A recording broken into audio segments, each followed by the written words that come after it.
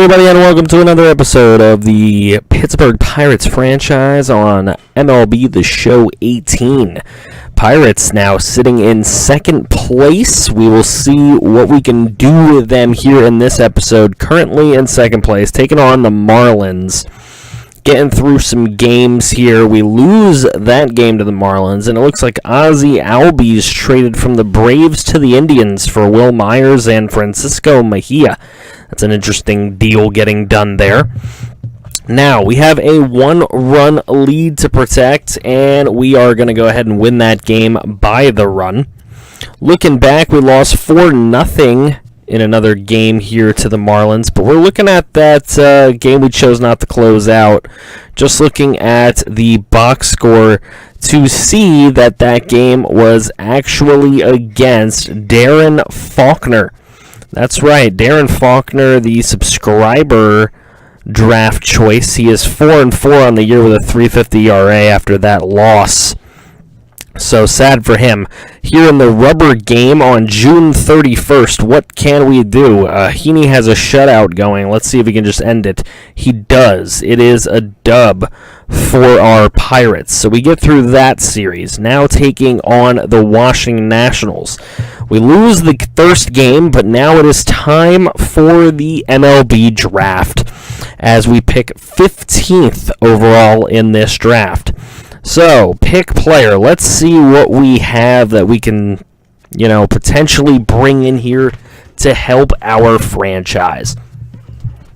Always looking at position players. It's too easy to get pitchers later on in the draft. I would like to get a position player. It does not always work out that way, but we've got to see what is available here. There's a couple people I'm eyeing right now. Relievers, we can't do that right now. Well, it's looking like possibly our best option could be Corey Dugan, so we're going to go ahead and grab him. Then we go to round number 2. Now, round number 2, it's going to be tough. We're trying to see what we can grab.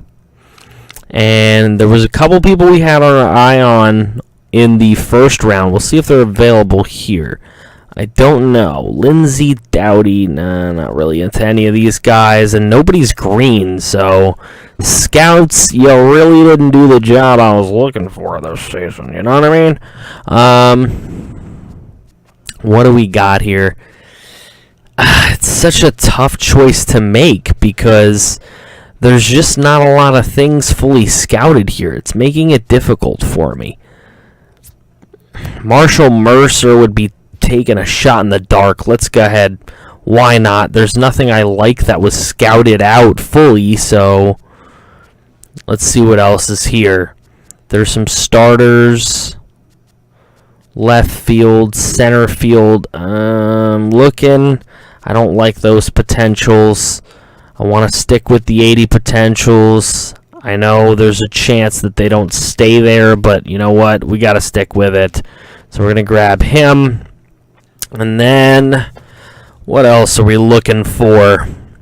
Chris Fernandez. Let's take him with the 80 potential. Just trying to stack up on some 80 potential guys. Some more 80 potentials left here. Again, we don't know that they're really 80 potential guys, but you gotta take these shots in the dark when your scouts don't do what they're supposed to freaking do. You know what I mean? So, a lot of starters. We're gonna have to grab one. We're gonna grab Jarrett Metz. I know that is a huge chance we're taking, considering other people had, more scouted out bars than he did, but I don't know. I feel like taking chances is the way to go right about now because I'm not in particularly at any love with anybody here. What else we got? Relievers. We're going to go ahead for it. Give it a shot now. 4th round, 5th round, 6th round's the way to go with relievers. Starters. They really only like leaving me starting pitchers. So we're going to grab a relieving pitcher. because I'd rather have him than the starting pitcher. I think our starting pitching stable's pretty good. Let's see. Ooh, no 80 potentials left over here.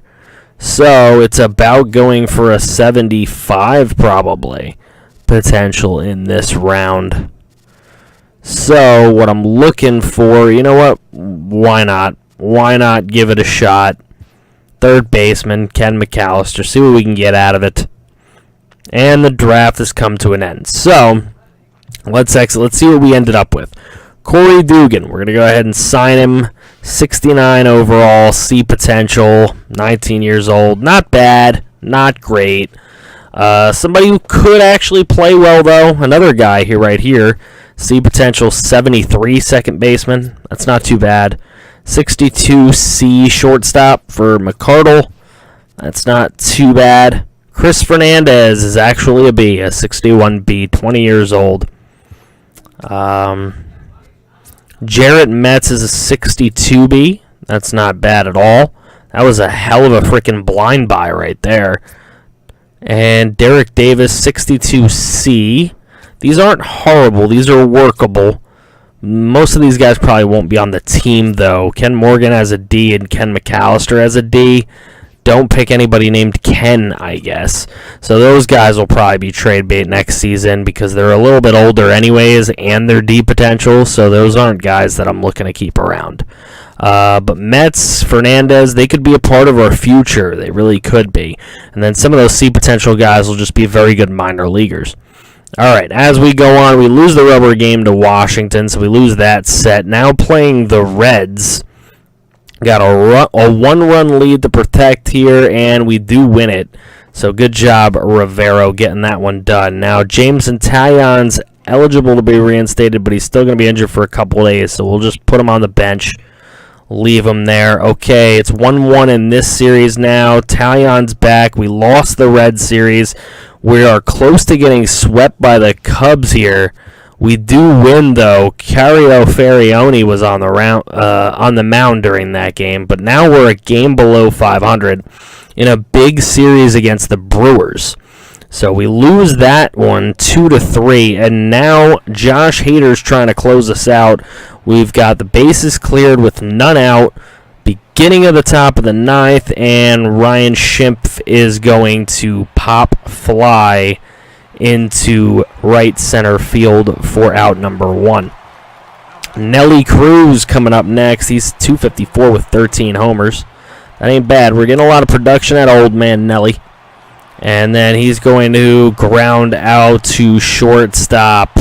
So that's going to be out number 2.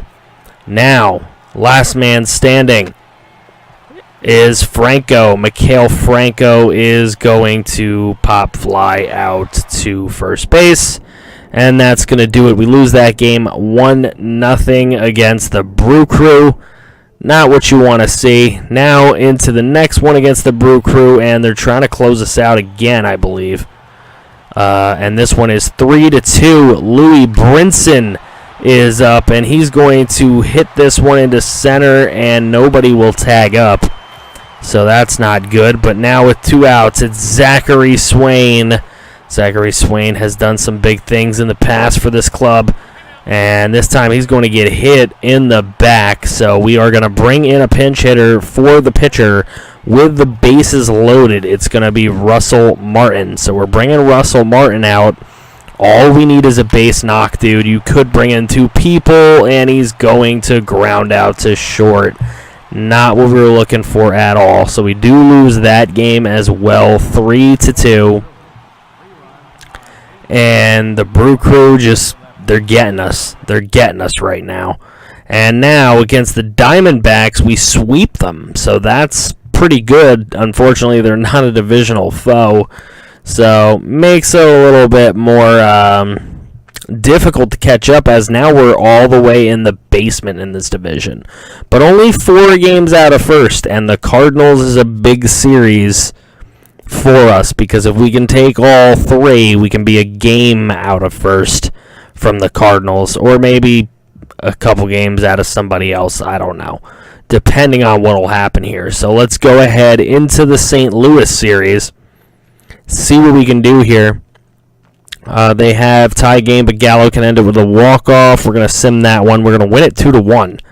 And then we have Alvarez has a shutout going. That's because Alvarez is a GOAT. And we win that one 6-0. And then, eligibly reinstated from the DL, he'll be out 1 to 2 weeks. We do win again against the Cardinals. Oh, no, we have a 4-game set against the Cardinals. I didn't even notice that. We could have just tied for the division lead quite conceivably here. And the Cardinals are going to win that one from us, so the most we'll pick up is 2 on them. But now going into another Diamondback series, Bradley trying to close us out. He does, 1-0. Then we lose again. We're in danger of getting swept by the Arizona Diamondbacks until Felipe Rivero going to close that game out. Louis Brinson is the player of the game in it. And we'll win it 5-4 just to avoid the sweep there against Arizona. So now moving on, we play Detroit. Detroit has a couple user players on them in the major leagues. They're winning 4-3 until Brett Gardner comes up and slams this one into the upper deck right field out here in Pittsburgh, and that's going to be a win. Brett Gardner, the hero of the day. Now I'm looking for Zach Brader, and I'm not seeing him there at second base. I'm seeing Avellino, so we're going to have to see what happened to Zach Brader. So let's go ahead and we're going to go ahead and manage this game, see if we see Zach Brader at all. So far, nothing. There's a triple for Matak. And then they're going to score a couple, and then a 3-run jack. Preston Rudolph is in this game, though. That's another subscriber player. Preston Rudolph up here in the majors with the Tigers. The Tigers have a 5-0 lead on us. Jameson Taillon just not getting the job done, coming off injury. Hasn't had a great season so far. 2-8 he is.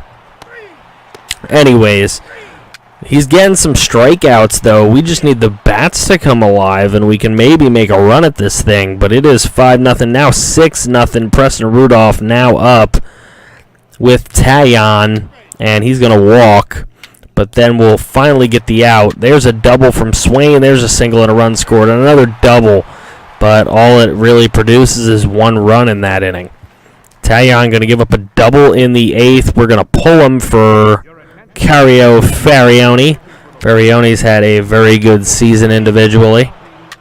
So into the 9th inning, he's going to put a guy on, then he's going to get a strikeout. Then we got an error, then a single and a run scored. So unfortunately, Farioni going to give up a run here. We'll put Segrist in to stop the bleeding.